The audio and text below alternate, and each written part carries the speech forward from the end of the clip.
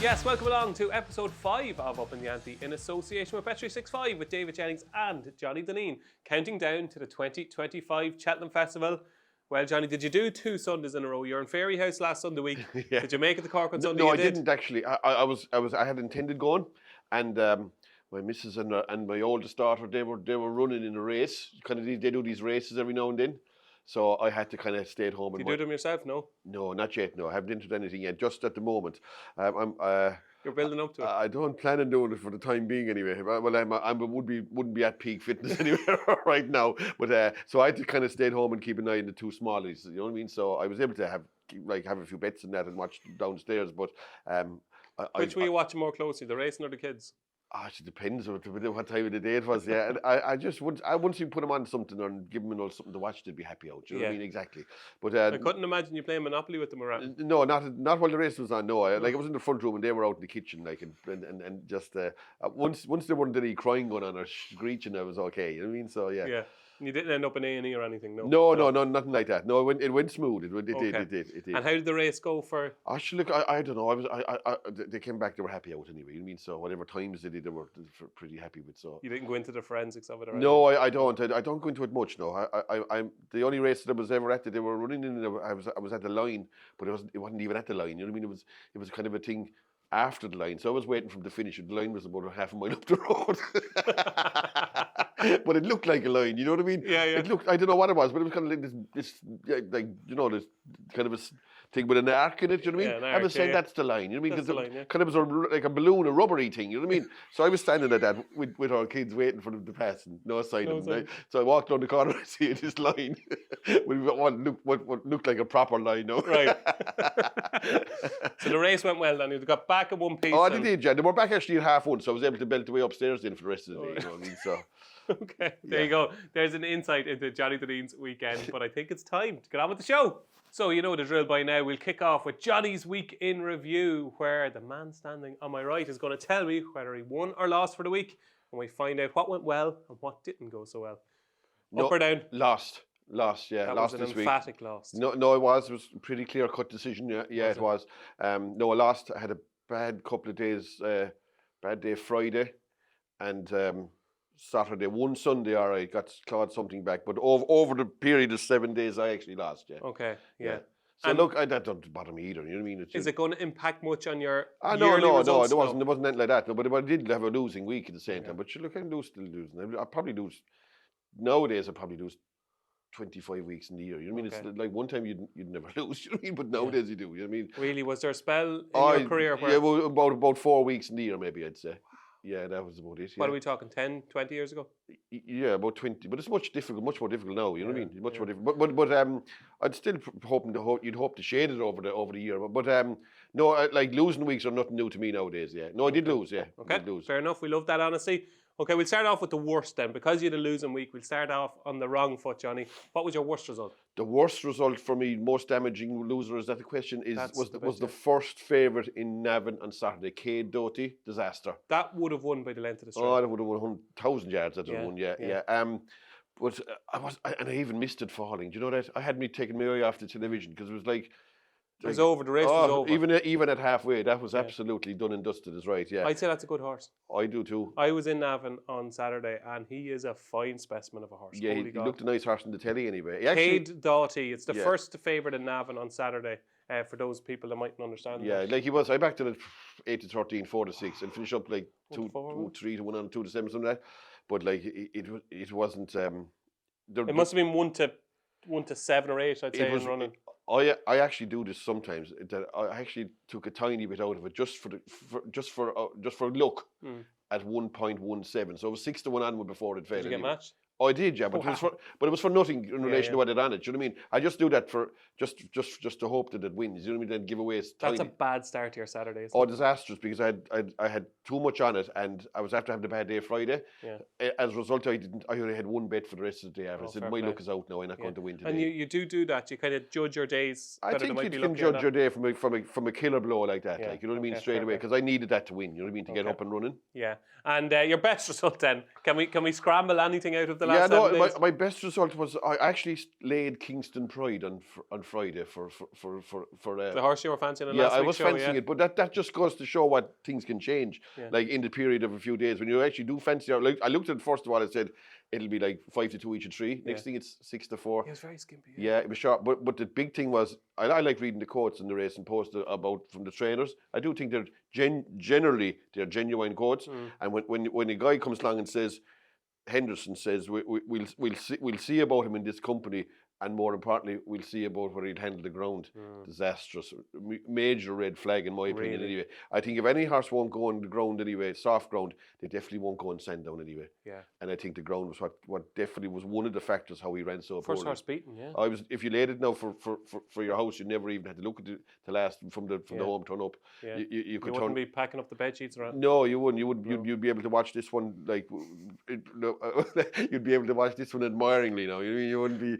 So your best result of the week was laying a 6-4. Well, it was because I did take a whip out of it. Do you know what I mean? That kind of way now. Which and I didn't intend doing it. Do you know what I mean? But a lot of my betting is reactionary at the same time. Do you know what I mean? I couldn't tell you what I'm going to do in the next half an hour. You know what I mean? When I'm actually in the heat of battle as such. You know what I mean?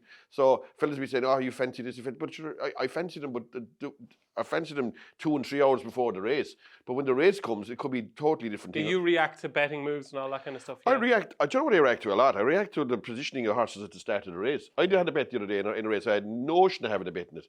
Not a notion of it. Was in the race that Jello won. I laid Protectorate on the back of what it was doing. Sitting out last, yeah. It could not win the way it was ridden. Yeah. And the more the race went on, the less chance it had of winning. Like you said when I'm 5th in a 5-horse race, it has to pass the other 4 anyway for starters. Yeah. Whereas if they're in front, they don't have to pass anything. Absolutely. So bad week, gone. It's gone now, Johnny. Yeah, it's absolutely. A new week. I actually had a good day yesterday. One day, so I got. We look forward to next week. So I got a share of my money back from the week already, but hopefully that'll keep going. But I could. One good day usually is followed by a bad day in this game nowadays. Okay. You know, so I'm expecting the worst today. There we go. That was Johnny Dineen's Week in Review. So it's time for Ask Us Anything here on Upping The Ante, and get your questions in to uppingtheante@racingpost.com. You can ask us anything. And the first question this week comes in from Chris Adamson, and it's a belter. If Johnny won 177 million, as we think it is in the Euro Millions this week, so if you won the Euro Millions this week, Johnny, and could buy any 3 horses, jumps horses, preferably young stock, what 3 horses would you buy with your 177 million, and what stables would you send them to? It's a good question, isn't it? It is actually. It is. And you were giving out a bit of questions last week. No, this is a good one. I must compliment you on this one. Thanks, Chris. 177 million, that just about buy 3 horses nowadays. The way things are going. Kia, you'd want to get on to Kia. What do you do with 177 million, Kia? I don't know what the guy's name is anyway, but he said something. Oh, I was listening to this stuff there one day. It was puke-inducing stuff. Kia. Yeah, he was buying some horse for 2 million, something like that. And the agent, whoever was with him, said, "Oh, Kia, you were second in the Derby twice. If you don't want to miss this one, like, you know what I mean? This sort of rubbish, like, Jesus Almighty, like, what kind of nonsense is that? You know what I mean? 2 million, like, I'd say if your man said, will we go halves, I'd say that'd be the end of the Derby, wouldn't it? Saying, stop, you're joking me. But anyway, these agents are stopped the lights. Anyway, if I had 177 million, I think with the jumps, with racing, with gambling, anything, it's all about dreaming.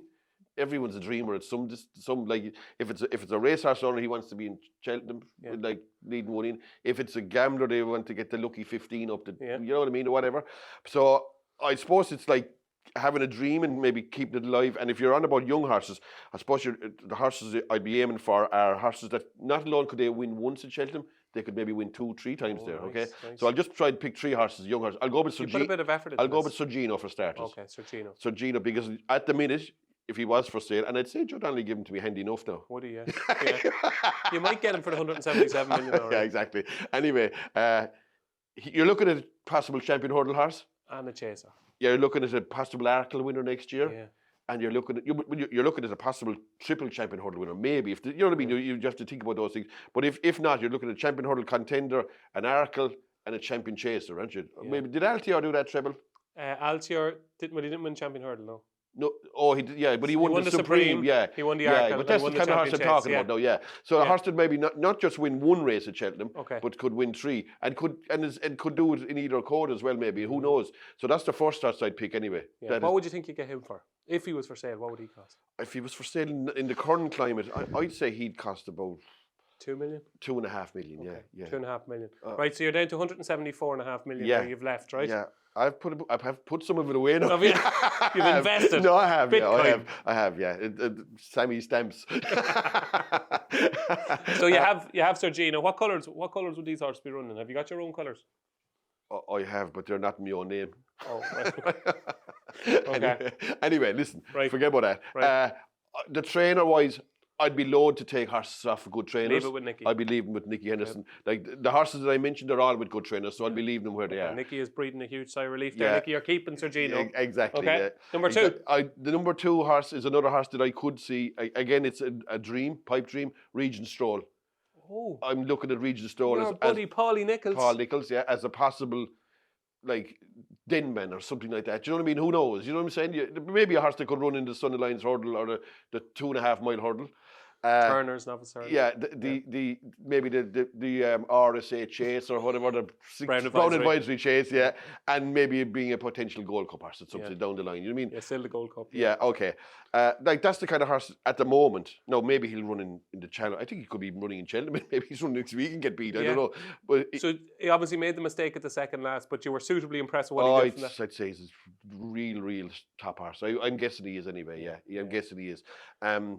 I would have said he's like the most likely English horse to trouble the Irish ones at the minute. So look, he costs plenty of money too at that sale. So I'd say they have a lot of mass in him. Again, you'd be leaving them with Nichols. Nichols is a good trainer, excellent trainer. So like you wouldn't. And you've been in the cheat and you've seen the stables and the run of things and everything. Absolutely, yeah. So look, you wouldn't have any problem whatsoever with Paul Nichols training your horse anyway. So we'll give Sir Alex a ring and see what we can do. Yeah, it might be hard to get him off now at the same time. But listen, again, he's at the minute, the current climate, he's $1.5 million horse all day long, isn't he? Like, you know what I mean? You're down to 172 million now. The one thing that has surprised me so far, and you've only one pick left, is 2 British horses, which is very strange. Yeah. Okay. Are you going to finish with a British one? No, an Irish one this time. I'd like to own Brighter Days. I was going to say, if I was to guess, I would have said you would say Brighter Days. Yeah, I'd like to own Brighter, because you're looking at maybe a possible triple Cheltenham winner. You're looking at the Mayor's Hurdle, which is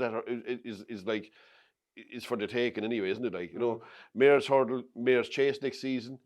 Mayor's, and then into Ryanair Gold Cup. Who knows what she can do? Do you know what I mean? She's young as well. Yeah, she's only 5 years of age. So I'd be looking at horses that it's possible could win 3 races in concurrently, or whatever the word is, in succession, I suppose. Yeah, for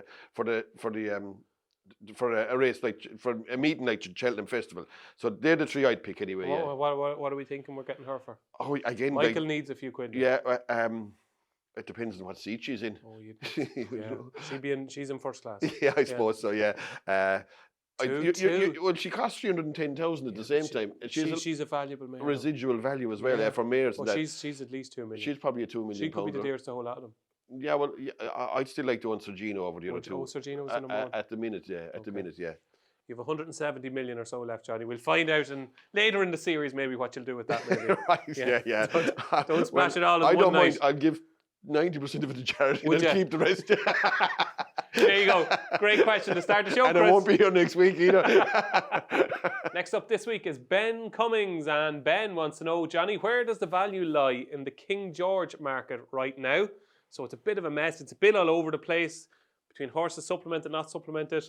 Where do you think right here, right now, does the value lie in the King George if you're to have a bet? And who do you think will be supplemented? So I did a story in the Racing-Post today, spoke to Frank Berry, JP McManus' racing manager. If the ground is soft, Spillans Tower will be supplemented for the King George on December 20th, I think the supplementary date is, and will run in the King George with Corbett's Cross, which means Factifile is going to Leopardstown for round 2 of Factifile v Gallop in the Champs in the Savills Chase. So that's the Savills Chase. Before we get on to this question, Factifile v Gallop in the Champs, Savills Chase, Leopardstown, whose camp would you be in? It's a good one, yeah. I wouldn't like to call it. If you force me... I am, yeah. I think I'll go Factifile. Yeah. Factifile, okay. But the question was about the King George, as Ben says, right here, right now, where does the value lie? Well, it depends. What price is Spillane Star going to be? Is he? 7 to 2-ish. Yeah, I suppose it's not a great price considering that he only has one run out of open company. The horse I was given a chance to ride now might be Banbridge. Right. Again, if the ground is a fairly ground dependent horse, saying that he did run well and slower ground in Cork on Sunday. I thought you could pick holes in a lot of the rest of the horses. Corbus Cross isn't out of it either. Jockeys will be important to us, to who rides what and what. That makes a big difference in races like this. I presume Mark will probably ride Spillane's Terry, I'd imagine, and Derek O'Connor, or I'd say Derek O'Connor will probably ride Corbus Cross. Would they not be in Leopardstown, those guys? No. Sure, he could be, but sure. I don't know what would. Well, the Grade 1 3-mile chase, the Racing Post long distance novice chase, is on December 26th, so they obviously could have a few for that. Do you know what I mean? The horses, good horses in maiden hurdles and that, smart horses and maybe a 4-year-old, who knows? I'd be surprised if Mark Walsh doesn't go to Kempton. Would he not? Would he? But he's only got one rider, really. You know what I mean? It's King George, though. Yeah. Yeah, I don't know. It depends. Look, Spillane's Tower is a very, very good horse, but he's very lacking in experience for a race like this. Seen that kind of horse blow out in this race before, you know what I mean? That kind of way. Especially going to be ridden patient. It's not that easy to come from off the pace in Kempton, I think, anyway. And Banbridge has won around Kempton, which is a help. Yeah, it is. And whether he'll get the trip is another thing. Now, he's won. He's so effective at 2 miles, you'd have to be worried will he get 3 miles, I think. Right. Like some of his form at 2 miles, I was looking at it last night, it's excellent. Yeah. Like he stays 2.5 miles comfortably. Yeah. But you have to stay, like this notion that you don't have to stay to win at the King George, a lot of rubbish, isn't it? Like it's the biggest load of pony you've ever heard in all your life, I think, anyway. I even heard Noel Feely saying it the other day. There was 5 or 6 jockeys there, and he said, like, you have to stay 3 mile in Kempton because they go lickety-split in the race, like, or whatever. Lickety-split or whatever they go lickety-something anyway. And lickety-split, yeah. So, like... Because, well, in fairness, Edgerton Blow won King George, I think, didn't he? Azertiuiop tried. Didn't get home against Kicking King, yeah. King Slip was there's a litany of horses that didn't get home in the King George. A lot more didn't get the trip that were hoping to get, that actually did. Yeah. Do you know what I mean? And Edgerton Blue did it when he was at like rising in his age too. He probably wanted a trip at that stage. But you're actually tipping, Bambi. You have to spend the last 2 minutes there saying that you don't think he'll say, but you're tipping him. Oh, well, in the hope that he gets the trip. He's around 10 or 12 to 1. He's the value. But he needs good ground to it. So you couldn't really... Is there any value at the moment? I don't think there is. I certainly wouldn't back Grey Dawning. Would you not? Not on the back of the hard race he had. Like fellas were saying, he ate up. Like he ate up he was so exhausted. I'd say he ate up. Do you know what I mean? He ate up. Came out kicking. He did, yeah. He couldn't move when he was going over the line. Like it's easy for those to say they ate up and they did this and they did that, and he kicked the box down. Yeah. I'd say that horse was so tired he didn't wake up about Thursday. I don't know. I'd be like, I think he may have. It's possible that he might have left his season behind him in Haydown. I wouldn't back him next time out anyway in the back end. No, and he's a good horse, Grey Dawning, and you know what? If he hadn't run in the thing, I'd say he'd be shooing in the race like the King George. That would suit him. So if you hadn't seen him running in the Betfair Chase, just say he decided to win a second season race somewhere, and then went to the King George, you'd fancy him. I would. So it's only that Betfair Chase putting. Well, like he did show what he could do in the Betfair Chase. Yeah, he travelled beautifully. He did, and he jumped magnificent. But then. The opposite side is he could give himself a real hard race. I don't care what anyone says. If that horse didn't have a hard race, whatever, 6 weeks in between. That's still though. The races take their toll on horses at the same time. I'd be worried about him in the King George. Okay. So at the end of the day, look, you're tentatively with Banbridge. Banbridge, if the ground was good, maybe if the ground was good, and if Spillane's Tower is a big runner, like if the ground is soft. Put it this way, if Spillane's Tower runs, Banbridge will hardly win. I'd say it'll be different grounds. They'll be effective on. Okay. I think you're more confused now than you were at the start of the question. I fancy them all, yeah. That is our King George debrief. It's time for Kevin Leddy's question. And Kevin says, John Bon and Energumene both laid down their champion chase markers at the weekend, winning at Sandown and Cork. But which one, Johnny Dineen, impressed you most out of the two? And would you back either of them for the champion chase right now? Of the two, I suppose John Bon probably impressed me most. Saying that both horses, in my opinion, were handed the races by the jockeys riding against them. Oh, you're going on one of these rants, are you? No, I am, because I think if you want to beat a horse like John Bon or Energumene, you can't leave them dictate. You cannot leave them dictate. But I don't think Calixios let him dictate. Well, Calixios should have gone 4 or 5 lengths ahead of him and taken his chances. Was he able to? He wasn't even asked to do that. He left him. Your man slide on in the middle of the race. Even left him pass about. That was the end of the story anyway, as far as Calixius was concerned. Anyway. But it's the easiest way to get a horse beaten. That's what all the jockeys will say. But the only chance you have of winning is making the running against horses like that. How many winners have you ridden? Well, all I know is I looked at it. That was for viewers. Yeah. I looked at the replays of the Tingle Creek. Did you see them on the RUK during the week? They showed them. Did you? Yeah. I'd say I must have about 16 races, right? In a row. What a life. What a life. 16 Tingle Creeks in a row during the week. One after another. How many horses jumped the third last in front and won? Yeah, I'd say 15. Exactly. What was the one that didn't? I think it was Sarah de Grugy, and he was up on top of a yoke at the same time. Because even when Sprinter Sacra beat Sanctuary, he had caught him by the pond fence. Moscow Flyer was in front at the third last, and look, whatever chance. I'll tell you who wasn't. Edward Stone wasn't. He took it up after the second last. They didn't show that one. You were getting a cup of tea. I was going downstairs. Yeah. You were doing your first sandwich. You were doing your first mile of the marathon. Yeah. But no, look, I think you've. I see it every day of the week. You have a chance if you go from the front against these horses. You have no chance if you leave the best horse in the race dominate the race. None whatsoever. And it happened in Mallow with Energamine, and it happened with John Bond. John Bond was allowed.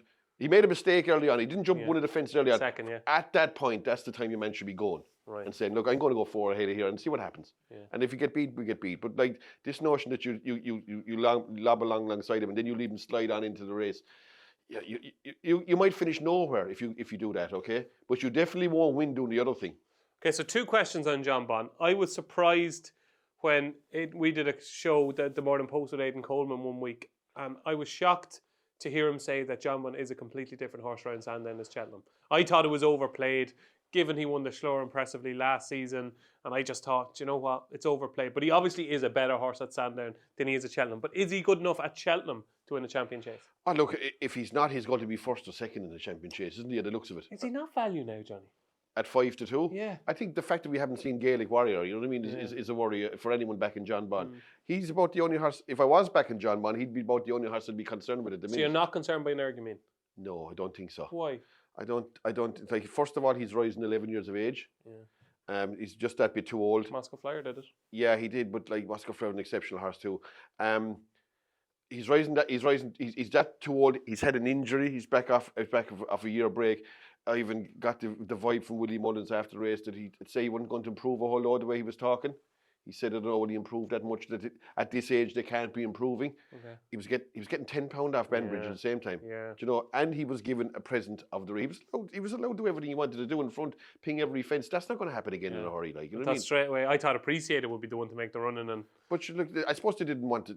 They have all the horses. They have all the horses in the race. They're not going to hop one off another to get it beat, are they? Like, really? Do you know what I mean? So, look, I think in a different, like John Bond I'd fancy John Bond to destroy Energamine in the Clarence House. Wow. If they do meet in that race, yeah. I would. Big show. I would. I'm assuming the ground isn't bottomless or something like that, but if the ground was anyway nice, that's 2 miles, isn't it, the Clarence House? Yeah. You know, I'd definitely go with John Bond there. John Bond, okay. Yeah, I would. Okay. Energamine, to me, he won well enough, but like, I don't know, he's too old anyway. Like John Bond is this is his year now. He's 9. This is his season. This is his year. He's 9. Any more than this, like he's going to be 10 next season. Yeah. This is it. I think John Bond is probably at his peak right now, whereas the other fella's probably gone past it. So John Bond was the more impressive of the two, more chance to win the champion chase, and the only danger to John Bond is Gaelic Warrior. At the minute, yes, yeah. Okay. There you go. That's Johnny Dineen's thoughts on John Bond and Energamine at the weekend. And our final question this week comes in from Hilary Jasmine. And Hilary, Johnny, is buying her husband's Christmas present. And as part of the Christmas present, she wants to put 2 dockets in the Christmas card. And she wants us to provide her with 2 horses, 1 each, at 50-1 or bigger for the Cheltenham Festival. Okay, so she's going to go into her local bookies, put a £5 each way on these 2 horses, and hope that she earns her husband a fortune. So no pressure. So basically, we are buying the husband's Christmas present. Okay, yeah. 50-1 or bigger. Yeah, £5 each way. What are you putting on? I checked the betting yesterday. Now, I don't know if it's still there or who's going or whatever, but that horse that fell in the first race in Navan, Cade Doughty, I'd say that's live for a race in Cheltenham myself. Proper horse. Yeah, I have a feeling it could well be. No, okay, it was a knob race. It was a dire race, absolutely. and it was a bad race, and it was going to win it easy. And a lot of horses are going to win maiden hurdles easy. But I had a feeling at halfway, I said, this is going to win by about a hurdle and a half, and it's going to be like 8-1 for some reason in Cheltenham. You know what I mean? The fact that it fell, I saw it 50 yesterday in a place now. I don't know if it's still there or not, but that looked like even 33. I think that's a great price, to be honest. Chances. Now, what race is going to go for? I don't know. That's the question. It could run in either one or the other. It is running all tight. It'll have no bother staying 2.5 miles. So I'd nearly chance it for the Supreme, I think. I'd say Mullins is going to have plenty of horses for the 2.5 mile race myself. The bumper horse from last season. Yeah, I'll go Supreme at Cade Doughty. Fifth to Marchborough in his sole start in France. And that's the question I was going to ask you, Johnny. If Cade Doughty had won the opener at Navan by 12 lengths, as was likely, what price do you beat for the Supreme? Well, that's what I'm saying. Like that's why you should chance him at 50 to 1 or 33 to 1 or whatever price he is for a race like this, because he was going to win by half the track, wasn't he? Do you remember the last time something like that happened? First run for Willie Mullins. That was tipped up. Vauban, was it? No, Stateman. Oh, Stateman, I meant to say, yeah. Stateman yeah. Fell at Leopardstown over Christmas. I was on, He turned out all right, didn't he? He did, oh, you were on Stateman. I was, yeah. And we on Cade Doughty? Oh, you were? I was, of course, yeah. Should have told you there was a blackout for me, yeah. I was actually, the fella tipped me, I know they said this before, it tipped me 2 horses on the Mullins, that the Christmas. He said, they've loads of runners, he said, but I'll give you 2 that can't compete. Stateman and Vauban, and 2 of them were beat. They turned out all right, didn't they? Yeah. So there you go, Hilary. Johnny's is Cade Doughty for the Supreme at 51. I'm going to give you a Willie Mullins horse as well. There's 100 to 1 this horse in places. It's 66 to 1 Bet365. Lecky Watson for the Brown Advisory. Now, I'm not saying he's going to win a Brown Advisory. We hope he can for your husband. But just think he used to kick hurdles out of the way over hurdles. And he's got form tied in with decent horses. Ran well at the Albert Bartlett. Ran okay at Punchestown. And did run second in that Navan Novice Hurdle last season that Slade Steele won. Was only just beaten by Slade Steele with Stellar Story and Better Days Ahead in fourth. Just have a feeling he might have more respect for his fences than he did his hurdles. So if you can get 100 to 1, Lecky Watson for the Brown Advisory, that might be a little bit of value. Yeah. So there we go. Do you think he's getting that for Christmas? No. Look, chances are he's not getting a whole load yet. No, chances are you're going to throw them 2 dockets straight in the bin. You never know, though. You never know. Like, if you get it, he might get a bit of a squeeze out of one of them anyways, right? Okay, yeah, probably yours. No, who knows, you know. There you go. That's your Christmas present. Thanks for your question, Hilary.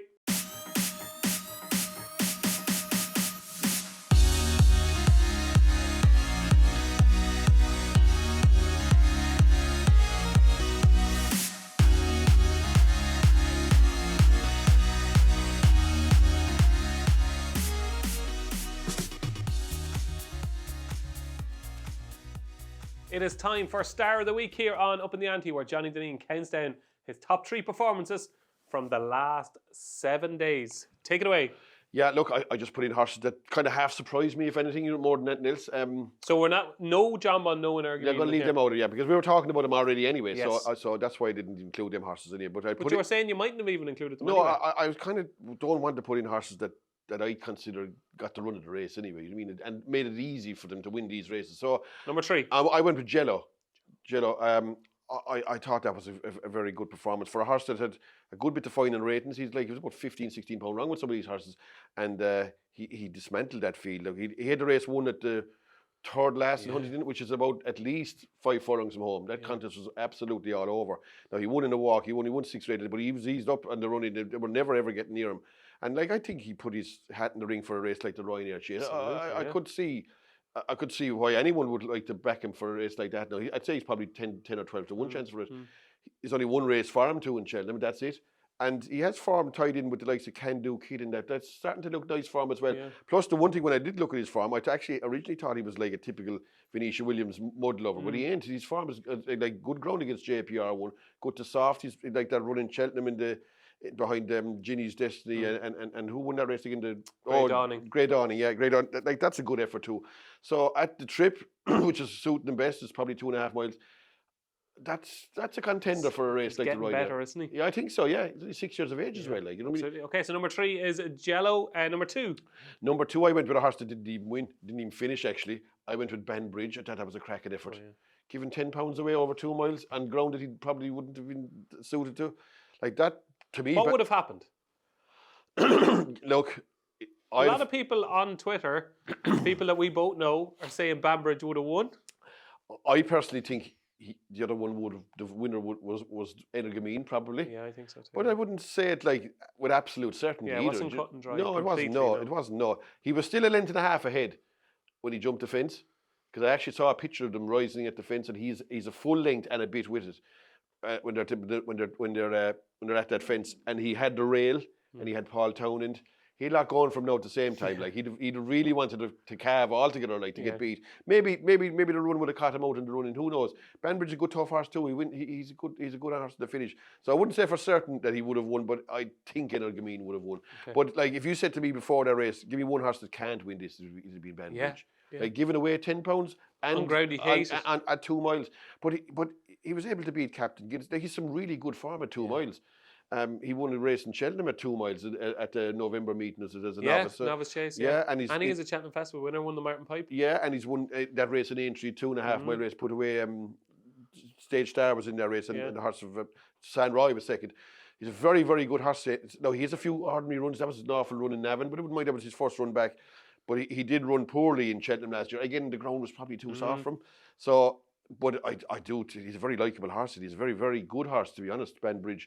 And he's dangerous in any race where he'll get good ground, I'd say. So number 3 is Jello, number 2 is Banbridge, and usually, Johnny, I have a fair idea in my head who's going to be number 1. As you come to number 1, I have absolutely no idea. I don't even know what country it's in. What Ireland. Country is it in? Ireland. It's Ireland. And it's from Mallow or Cork. Cork. Okay. I would say it's only by night. It is. Only by night. Like was breathtaking, wasn't it? It was now. She's a dinger, isn't she? She's a good jumper and she does everything right. Strong traveller. Yeah. And like she won almost 4 lengths. It could have been 14. Yeah. Like once she arrived there turning in, it was over, wasn't it? And like it was a fair race for a mare's race. And like what I like about her is she's won a point to point. She's won 2 bumpers, I'd say. Yeah. She's won hurdles. Now she's won 2 chases. You know, and she's performed already against the likes of Mirrors or Geldings and beaten them, you know what I mean? And she showed a good turn of foot that day. Oh, she's a fair yoke, is right, yeah. It was a really good performance. Like she destroyed what appeared to be, maybe Zenta didn't run great, but Nara's not too bad at the same time. And like she put it in the absolutely destroyed it really. That to me was really impressive. Yeah, absolutely. Does she have a chance in the mare's chase at Cheltenham? Yeah, well, novices have a goodish record in a race like that, yeah. The one thing against Only by Night is a slight worry for her. Is her form went slightly off last year as the season went on. Didn't she go to Lingfield? She did, yeah. And then she ran Baden Fairy House and that, you know what I mean? So I'd be kind of mindful of that, but ability-wise, like the way Dino Blue ran and them kind of horses didn't exactly pull up. Yeah, Limerick Lace was well beaten. Yeah, you know, like novices have a good record in that. She's in the running for it for sure. Okay. There you go. Johnny Dineen, Star of the Week. It's Only by Night. So, Only by Night is Johnny Dineen's Fair Yoke of the Week or Star of the Week. But what is your one for the Racing Post tracker? The one horse that Upping The Ante viewers has to put in their tracker, Johnny Dineen, is? Look, I like to look at Pure Steel in Cork on Sunday, I should say. It finished 4th in the race that Skylord won it. Is it? I was going to say, I've never heard of the horse. Yeah. What's he called? Pure Steel. He's belonged to JP McMahon. Oh yes, yes. Jimmy Mangan trains. Yes, I know the horse. I think he's by. I'm not sure what. I think he's by Milan actually. I'm not. Okay. But I wouldn't bet on that. No, I wouldn't bet at all on it. Actually, it's probably not by Milan. We'll buy something anyway. By Juventus. He'll buy something anyway. Yeah. But anyway, he looked at. He was quite strong in the betting for a period. And then he kind of slid a bit at the finish. But I'd say that was a really good maiden hurdle for Cork. Yeah. I'd say like that the second horses fought out to finish. Yeah. The French horse that was second there would have won 19 out of 20 maiden hurdles in Cork, let's say now, if he turned up in them. I'd say Skylord is quite a nice horse. Even the third horse, Icare Dubrel, is a horse that had won a bumper. Like the right horses were 1, 2, and Skylord is a smart horse. I'd say the second horse with no bother winning maiden hurdle. This guy's more of a staying horse, I'd say. 2.5 mile plus horse. He's a young horse. He's only 4 years of age. He'd won a point to point, I think, for Derek O'Connor. And I'd say he's plenty of ability going forward now. He's probably going to be a project. I'd say like he's going to be a kind of a Spillane Tower kind of project, insofar as he might be as good as Spillane Tower, but he's going to be a horse that's not going to be over raced this year. 27 or 8 maybe. Yeah, he'll be a chaser down the line, I'd say. Okay. But he will have no bother picking up a maiden hurdle at his own time at the same time. There you go. One for the Racing Post tracker. It's Pure Steel from Cork on Sunday. So it's Johnny's never ordinary moment of the last week. The one time Johnny Dineen said, wow. What was it? Yeah, it was a race in a staying handicap hurdle in Sandown on Saturday. That horse, Henry or Henri II, whatever you like to call it, Paul Nicholls' horse. Yeah. I didn't overly fancy that now myself, and I was on a programme in the morning with Paul Keeley, and he was very sweet. And now you knew by the way he was talking that he fancied that really, really strong. Yeah, tipped it in the paper as well. Did he? Yeah, and what he did is he said it had related to Unrillo and all this that's staying. Because I was saying, would it get the trip and would it go on the ground? He's no problem with either of them things anyway. So which he was right, 100%. But I was watching it all the way around. I didn't have a bet in the race, but I was saying to myself, I did have a bet. I actually backed Super Survivor each way. You tipped him. It was unconscious. It fell into third place by a nozzle. Yeah, sweet little one to not get your money back now at the same time. Yeah. But anyway, I was watching Henry II, and do you know the way in the ground was so bad in Sandown? The horses that travel so well like that, invariably, like they'll quench like a candle. You know what I mean? Yeah. So I'm waiting for him to quench, and he was coming to turning in. He couldn't hold him turning in. I was saying he's definitely going to go out like a light. I know he will. You know what I mean? Like, and the next thing off, he went and won about 18 minutes. He could have won. Like, I know these distances are accentuated when the ground is bad. But like 1-2-5, like he didn't have to make a mockery of that at the same time.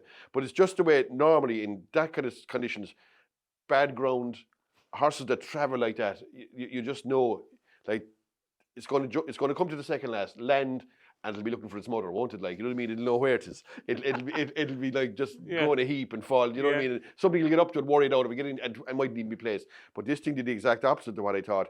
It's like strode away. It could have won by 48 lengths at the same time.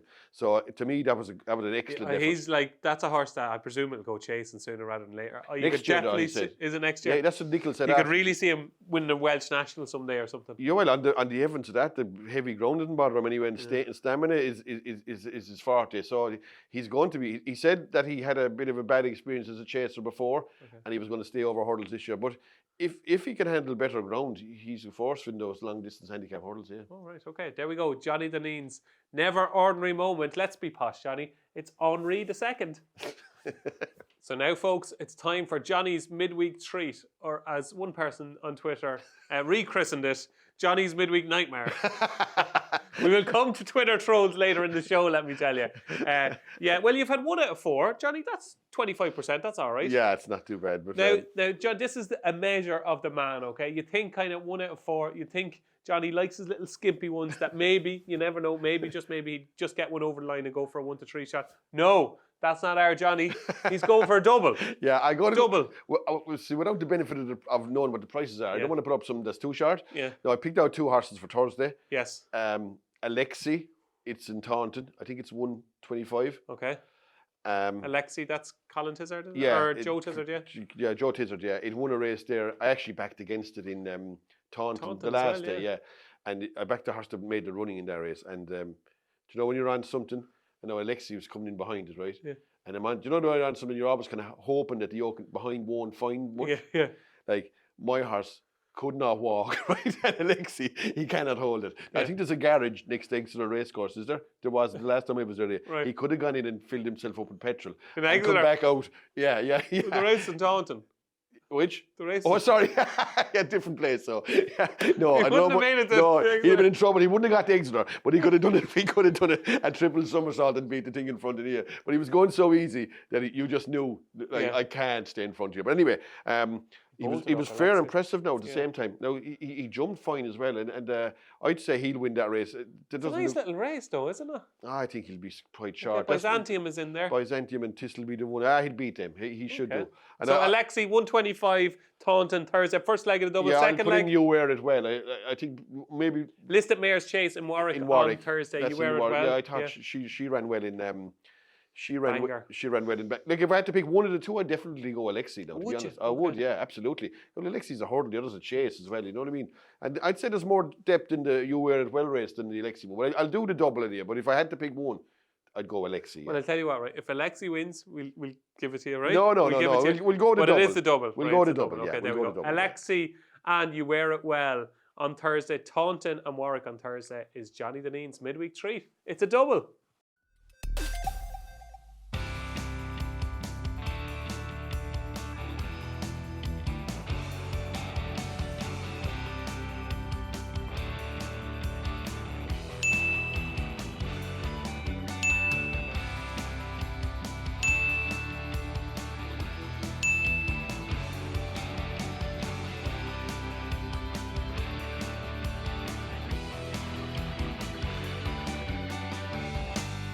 So now it's time for what's happening this week, and we're back to Cheltenham for the December meeting. I'm actually in Cheltenham on Thursday, would you believe? For what? For Alistair Down's memorial services on Thursday, and it's actually at the racecourse. But I can't stay for Friday, unfortunately. Okay. But we're going to preview two races on Friday, starting off at 150, the handicap chase, 3 mile, 2.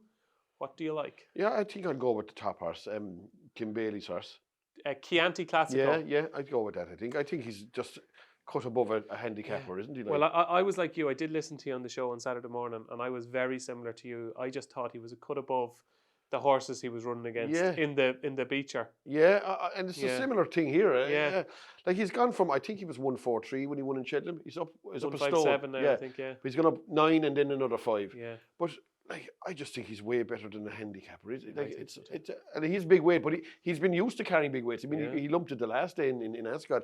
And there's a lot of horses here I wouldn't really fancy. No, I wouldn't be having a lot of money in him. I've been back a bit all, but he's the horse I think they have to beat at the same time. No, I normally wouldn't go with a top weight in the handicap chase in a million years, but I think this horse is an exception to that kind of rule. He could just be a cut above, because he's 3 under through 5 running well in this sort of a race again, but they'd be the two that I'd be concentrating on.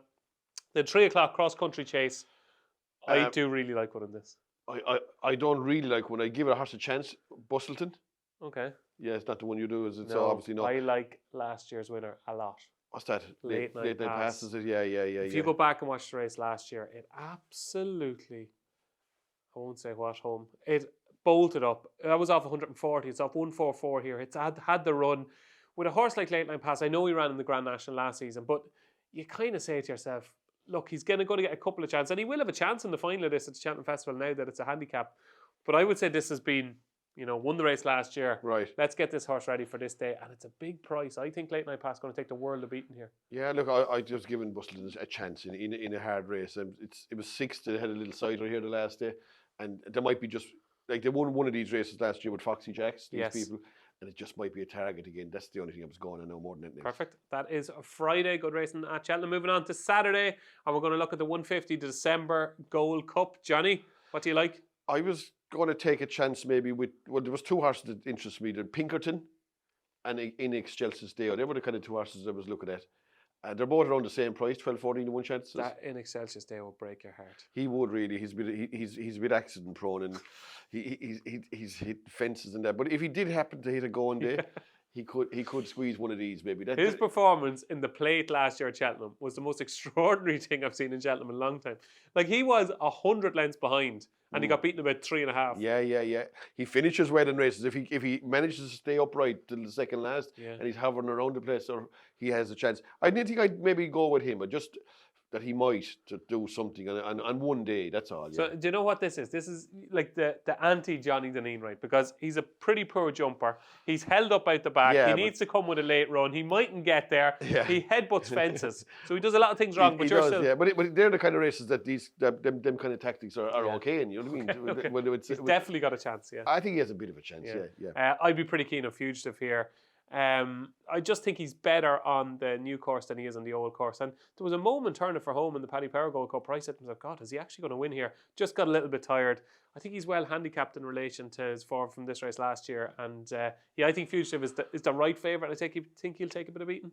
Yeah, look, he's a horse that runs well in these races. You wouldn't be shocked. I mean, I wouldn't be shocked if I won it, to be honest. Okay, but he's with In Excelsis Deo, and I'm with Fugitive. And finally, the Albert Bartlett Novice Hurdle Grade 2 at 3 o'clock, Johnny Dineen. We had a quick look at the market before we came on, and there was one price that shocked you.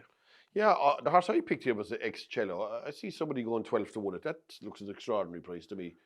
Especially when the Western Knight, the horse that it ran against in Ascot, is about half the odds, isn't it? 92, yeah. 92, is that all it is? Yeah. I'd have Ex-Cello to beat Western Knight anyway this time. But I'd say Ex-Cello probably needed the run in Ascot. And he was like a 140-something horse over fences. Yeah, absolutely. He's only 5 years of age too. Yeah. Like, he feels like he's about 9. You know what I mean, Ex-Cello? But he's a youngish horse at the same time. He's back over hurdles here. He's had a run over hurdles. Like, I've no idea what he's running or not. Like, to me, if you put a 12 to it, you must think he's not running up.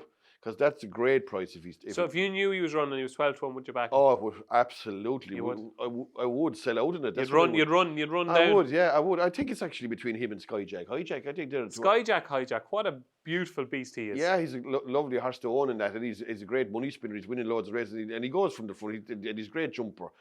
But the only thing is, they surely by now might be able to lie into him. They know what he does. It's every. And the last day, like Martin's horse gave him too much to do, didn't he? I think he did anyway, to be honest. And you give a horse like that's not going to make a mistake at any hurdle. You give him 15 lengths out the gate. They're hard to catch. But I do think those kind of tactics might be harder to pull off here. And I have a feeling they won't leave him go as far this time. Okay, so at 12 to 1, Excello. And Johnny, it's contagious because you've convinced me Excello at 12 to 1 is too big a price, certainly in relation to Western Knight. And that, ladies and gentlemen, is what's happening this week. Now it's time for DJ versus JD. Yes, our weekly charity bet competition. Looking forward to this, Johnny. So last week on the show, and viewers will know, we have our repeat customers, you know. Yeah. Last week we came to this part of the show, and I said to you that I was going to have my 50 quid on handstands at Sandown on Friday, to which you were you were inventing faces. So yeah, I was very, you were at this very kind of dismissive. This stuff. You know them faces you pull? Quite dismissive, yeah. Yeah, yeah, he won, Johnny. Oh, he won in the walk. Yeah, very impressive, actually. Wasn't he? Yeah. He looked a smarter horse actually on Friday. Again, he was ridden completely differently to the day that I backed him in Wincanton at the same time, you know. So I know. This is complete after time now, but I did say to you, 3 miles going a stride slower. It did suit him, didn't it? Look, I'd say the opposition probably suited him as well. You know what I mean? And the fact that he was ridden more aggressively is a big help too. Jumped great, didn't he? He did. He threw a great leap at the last fence. Yeah.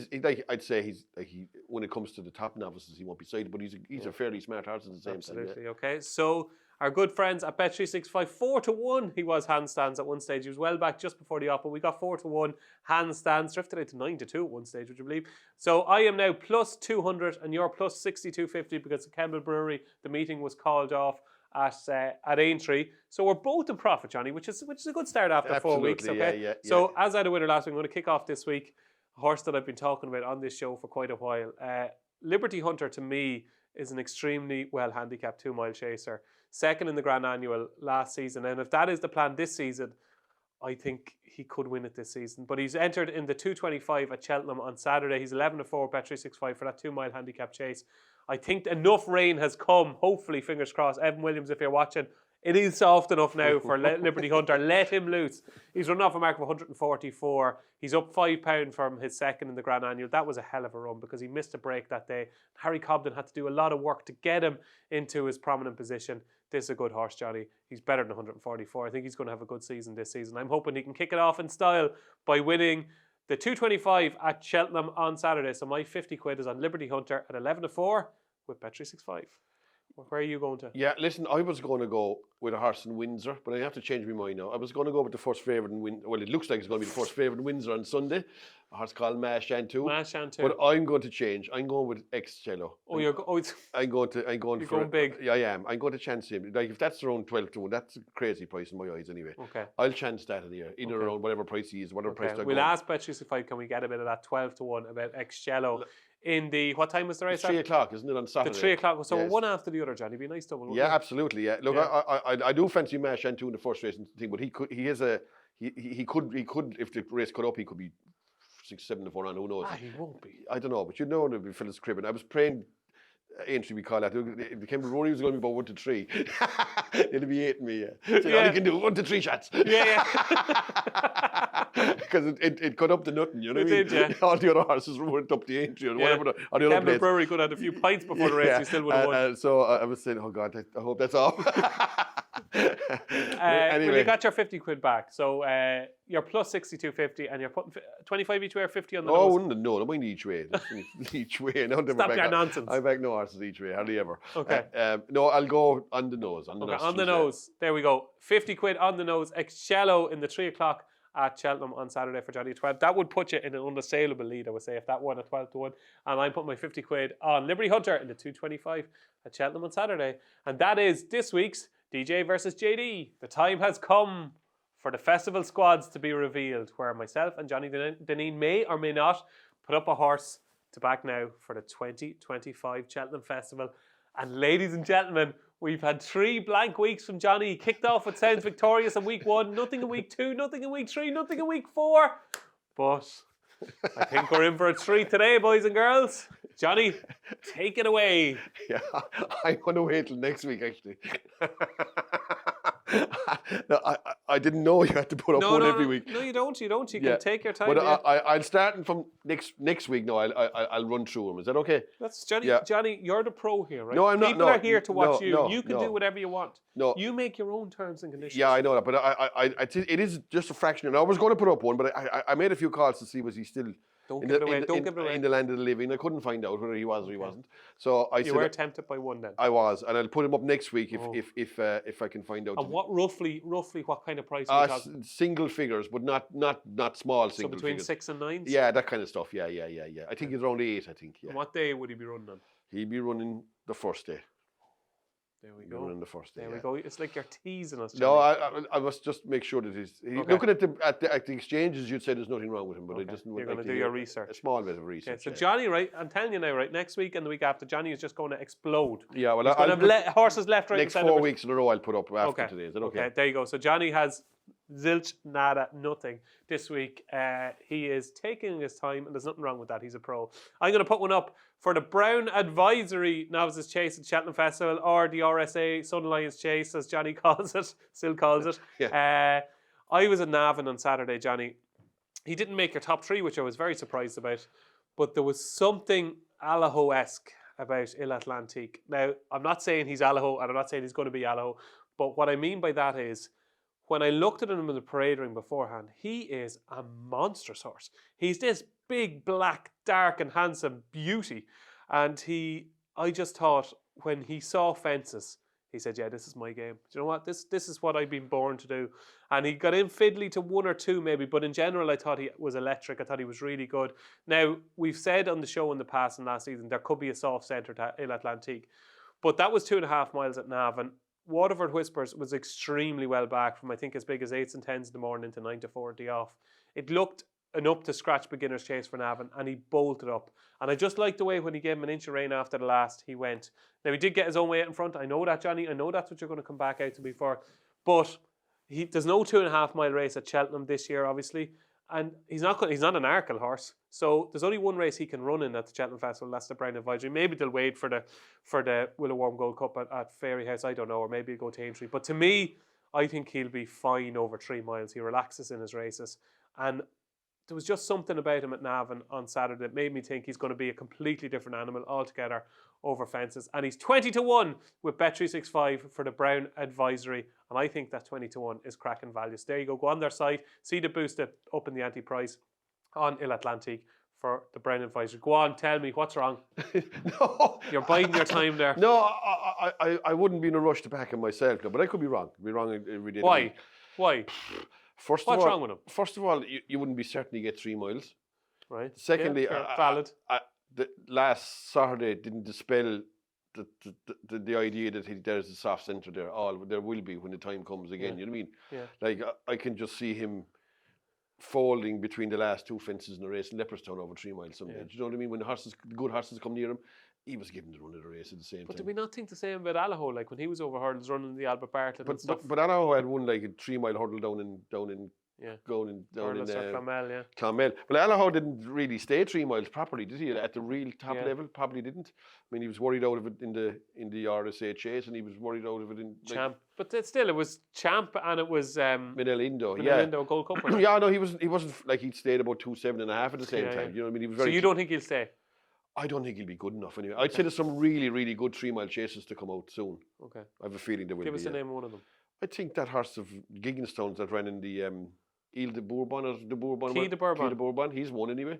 You'll see one today, maybe Dancing City. He'll have run by now when people are watching this. I'd say there's some smart 3 mile chases. Right, okay, right. Yeah, look, the fact that the 2.5 mile race is gone from is a negative, I would have thought. Okay. Be more suited to that, maybe. I could just see him lobbing along in his comfort zone. I say one thing you are right about. I'd say he is going to be a better chaser, and as you're right, he's won in English point to point already. So I'd say there's a good chance he's going to be a better chaser. But he failed too many times at the top level for me to be for him to be a top horse now. Okay, there you go. He's just made pieces of my latest tip for the Cheltenham Festival, but it is Il Atlantique for the Brown Advisory at 20-1 Bet365. And back by popular demand is Johnny's Joke of the Week. Now, Johnny, this has been flying. You've had plenty of interaction from people who love this segment in the show. This is your chance to rant. Who are you having to go with this week? Poor Stalls handlers have gotten the BHA for their handicaps. It's actually guys having to go at me. So what is this week's Joke of the Week? It's not really a joke or whatever, but it's just you might have seen it in the last few days, fellas giving out to me. Twitter trolls. Oh yeah, I wouldn't call them trolls. Even everyone has a right to reply, to give out to people or maybe call them out or whatever you like to call them. You know what I mean? But I just thought there was like I see a demand from some people that tipsters on these shows and paper whatever they should have P&Ls. Yes. Which is like, okay, if you're paying for a service, if I'm paying you to tip me horses, a tipster, it costs me so much a week, and you're tipping me horses, you should have 2 points win or 3 points win or whatever like that. At a specific price. Yes, exactly. Well, then there should be some accountability, is right. Of course it should. But when a guy is tipping a horse 2 days beforehand or on the paper and he puts up the horse, and what price is he even on it? You know what I mean? How do you even quantify gauge it? Yeah, exactly, that kind of a thing. How do you gauge it is the proper word? That if a guy puts it like Thomas Segal or Paul Keeley or whatever, whoever puts up these horses, like first of all, if they do tip a winner, they're probably being credited with at a bad price. You know what I mean? Yeah. Like, put it for example, I tipped up a horse on Saturday for Sunday, right? Yeah. It was 3-1. This was your wager of the weekend, Yeah, Lawrence Bay. Lawrence Bay, yeah. It was 3-1. It was 5-2 freely the night before, right? It's won at 8-11. Now, even if it wins, fellas are saying, sure, odds on shots. Sure, that's all he tips is odds on shots. You know what I mean? So you cannot win in people's eyes, I think, anyway. And some of the criticism, I don't mind getting criticised, I don't care. But then fellas will block you from replying to them. You know what I'm saying? So like they can criticise me, and I can't even make you retort. But anyway, look, I just think some of it was a bit slightly over the top. Just slightly over the top. Yeah. No, I How do you feel with getting criticism? I couldn't care less as long as it's valid. And fellas couldn't criticise me, and a lot of the time it would be valid, and I'd admit to it. Like put it this way, I was on a show there on Saturday morning, and next thing I had to tip a few horses. There are races that, like, I suppose in reality I shouldn't even be on the programme in the first place, because a lot of the races that I don't really fancy anything in them. You know what I mean? Yeah. And these guys, I have a lot of sympathy for the likes of Paul Keeley and Tom Segal. Yeah, exactly. They have to pick in races that I wouldn't have a notion of. That's their niche, though. Do you know what I mean? You have a specific niche, I think, and that's their niche. The big handicaps that you wouldn't bet in, they love. Yeah, but they still find it hard. They're going to go on bad, long losing runs. Everybody is, picking those horses. So, fellas, it's easy to pick holes in those people. Then when they say, "I tip 4 horses there of a Saturday, none of them won." Yeah. Like, I looked at the results of the Friday, Saturday, Sunday. There was 2 horses won in 3 days, but were bigger than 10-1. Really? Yeah, you have no chance picking outsiders, in my opinion, anyway. Right. Like, if I go picking 25-1 chances every day of the week, I could go 3 weeks without hitting the winner. So 3.5 years. Yeah, you could go a long time without hitting the winner anyway. You know what I mean? Yeah. Like,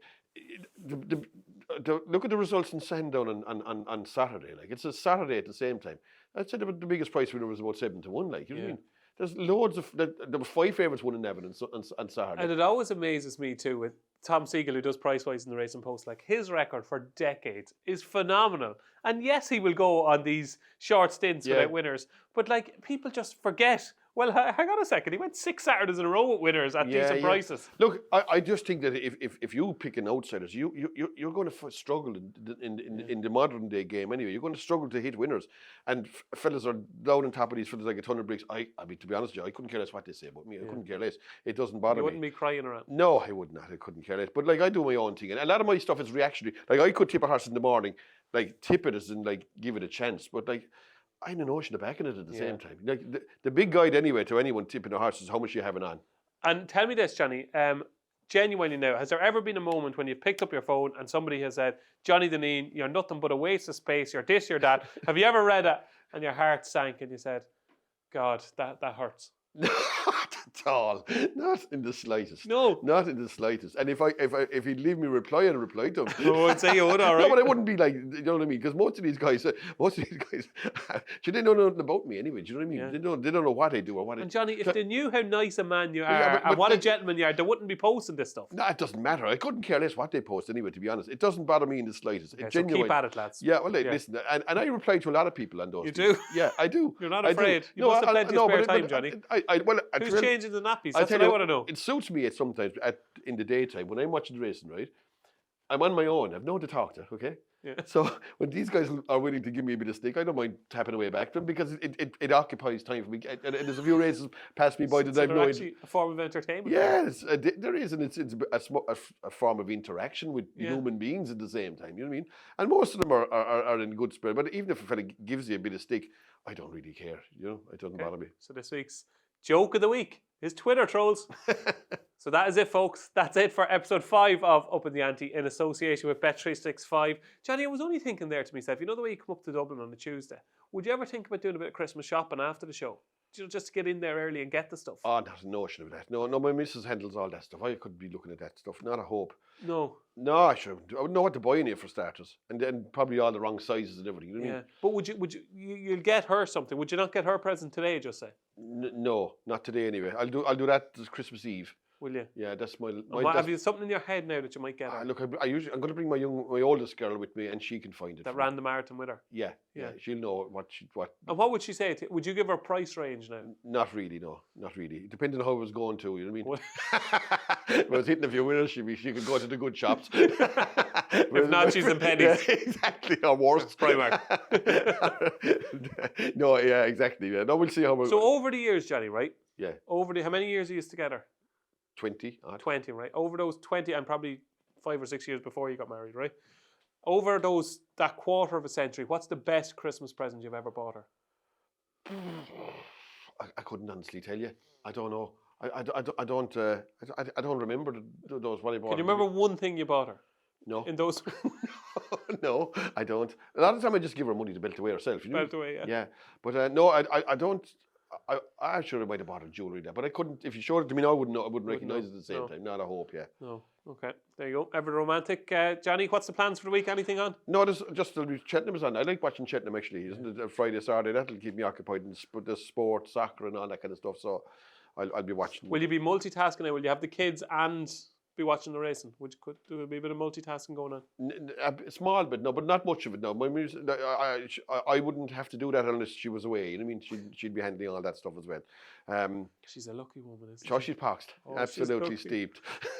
How she got so lucky in life, I'll never know. Yeah. Does she watch it now? No. She's given up on it now? Yeah, I think she watched a few episodes last year, but not anymore. It's, okay. She's watching stuff with herself, Netflix and all that kind of stuff. So.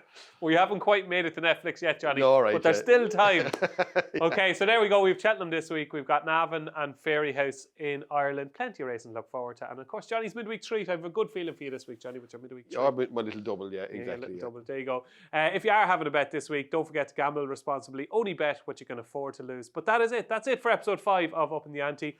I've been David Jennings. He's been Johnny Dineen. Thanks for watching.